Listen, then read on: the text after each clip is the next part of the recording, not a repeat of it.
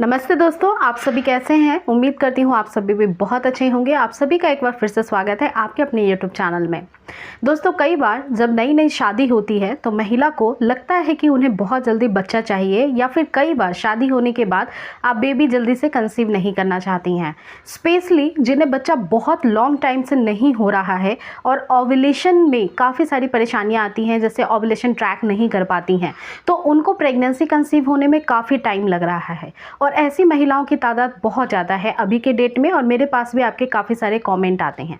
आज के इस वीडियो में मैं बताने वाली हूँ कि अगर आपको बच्चा कंसीव करना है तो आपकी चाहे पीरियड साइकिल की लेंथ 20 दिन की हो, 21 दिन की हो, 35 दिन की हो, 30 दिन की हो, 28 दिन की हो, 42 दिन की हो या 45 दिन की हो, तो आपका ओव्यूलेशन का डेट किस दिन से चालू होगा। और ये वीडियो पूरा ज़रूर देखिएगा ताकि आपको एक एक पॉइंट समझ में आ जाए। मैंने स्पेशली कैलकुलेट करके सभी महिलाओं के पीरियड साइकिल के लेंथ के अकॉर्डिंग ओव्यूलेशन डेट निकाल के रखा हुआ है, जिससे कि मैं आपको बताऊंगी कि पीरियड्स के बाद आपको किस दिन संबंध में रहना है, जिससे कि प्रेगनेंसी कंसीव होने के चांसेस आपके 100% रहेंगे।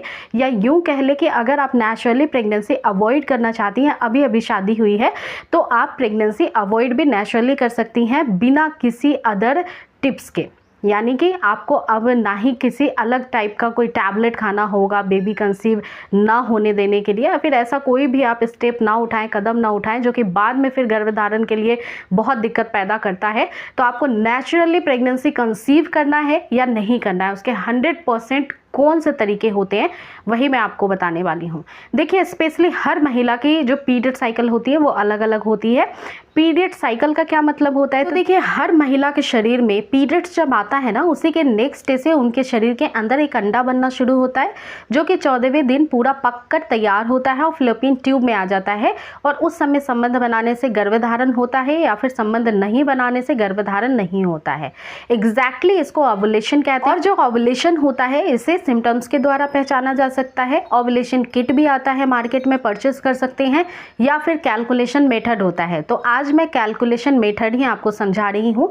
देखिए, होता ये है कि किसी भी महिला का पीरियड मान लीजिए 1 तारीख को शुरू हुआ है और फिर अगला पीरियड उनका 21 तारीख को आ गया, तो इसका मतलब 21 दिन का पीरियड साइकिल के बीच में गैप था और उनका पीरियड का लेंथ 21 दिनों का है, तो इसी बीच आपका ओव्यूलेशन हो जाएगा।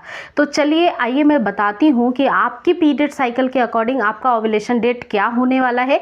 और चाहे तो इसको आप नोट डाउन करके भी रख लीजिए कॉपी में, ताकि आपको पता हो कि इस डेट से मुझे रिलेशन में रहना है, ताकि मुझे जल्दी से गर्भधारण हो जाए। तो फ्रेंड्स, मैं सबसे पहले बता रही हूँ जिन महिलाओं की 21 दिन की पीरियड साइकिल है, मान लीजिए 21 डेज में आपका रिपीट पीरियड आया है दोबारा, या फिर एक्सपेक्टिंग डेट 21 दिन के बाद आने वाला है पीरियड, तो उस महिला का जो ओव्यूलेशन शुरू होगा वो 7 तारीख से होगा पीरियड्स के बाद, मतलब 7वें दिन से शुरू होगा। मैं यहाँ पे 1 तारीख से ले रही हूँ एग्जाम्पल, आप अपना डेट नोट कर लीजिएगा और आपका जो भी डेट होगा उसके 7वें दिन से आपको रिलेशन में रहना है।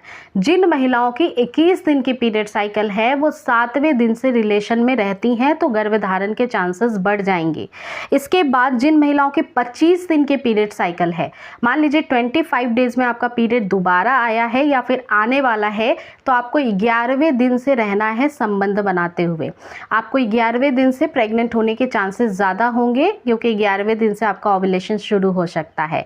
अब जिन महिलाओं की 28 दिन की पीरियड साइकिल है, तो मान लीजिए कि 28 दिन में दोबारा पीरियड आने वाला है या फिर आया है, तो 28 दिन की पीरियड साइकिल है, तो ऐसी महिलाओं का पीरियड जिस भी दिन आया है, जितने भी डेट को आया है, उसके बाद 14 दिन के बाद रिलेशन में रहना है। यानी कि 14वें दिन से ओव्यूलेशन शुरू होने वाला है। आपको 28 दिन की पीरियड साइकिल है, तो पीरियड खत्म होने के या पीरियड शुरू होने के दिन से ही ध्यान में रखिएगा कि 14वें दिन से मुझे रिलेशन में रहना है। डे 1 जिस दिन से पीरियड शुरू है उतने दिन से 14 दिन काउंट कर लीजिए।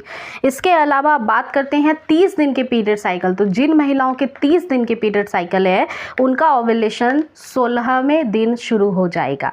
तो 30 दिन के पीरियड साइकिल में आपकी जिस दिन पीरियड शुरू है उसके बाद से 16वें दिन से रिलेशन में रहना है।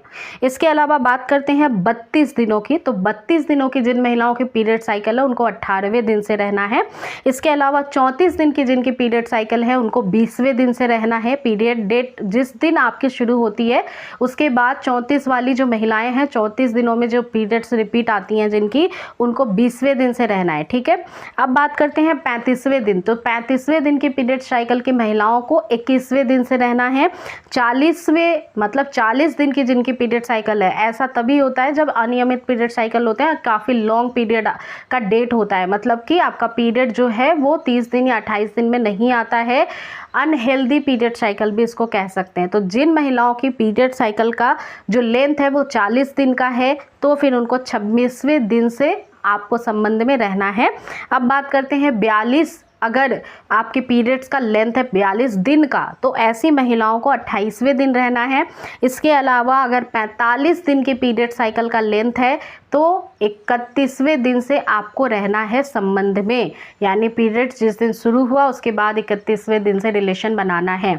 एक बात मैं आपको बहुत ही अच्छे से समझाना चाहूँगी कि हेल्दी पीरियड साइकिल होती है वो 28 से 35 दिनों के बीच की होती है। इसमें ओव्यूलेशन जो होता है वो एकदम फिक्स्ड होता है जैसे मैंने आपको समझाया है, और बाकी इससे ज़्यादा लेंथ है पीरियड साइकिल की तो इनरेगुलर पीरियड साइकिल में काउंट होता है। दोस्तों एक और चीज़ का ध्यान रखिए, अगर अनियमित पीरियड साइकिल है तो ऐसी महिलाओं के शरीर में हार्मोनल इम्बैलेंस की प्रॉब्लम होती है या फिर आपके शरीर में आयरन की कमी है, तो आप आयरन की पूर्ति के लिए जितने भी आयरन सोर्सेज सप्लीमेंट होते हैं या फिर नॉर्मली आपको खाने पीने की चीज़ों में मिलता है वो खाना आपको बढ़ाना पड़ेगा। साथ ही साथ फ्रेंड्स, अगर हार्मोनल इम्बैलेंस की कंडीशन है जिसकी वजह से पीरियड डिले होता है तो ऐसी महिलाओं में स्ट्रेस बहुत बढ़ा हुआ रहता है, तो स्ट्रेस कंट्रोल करिए।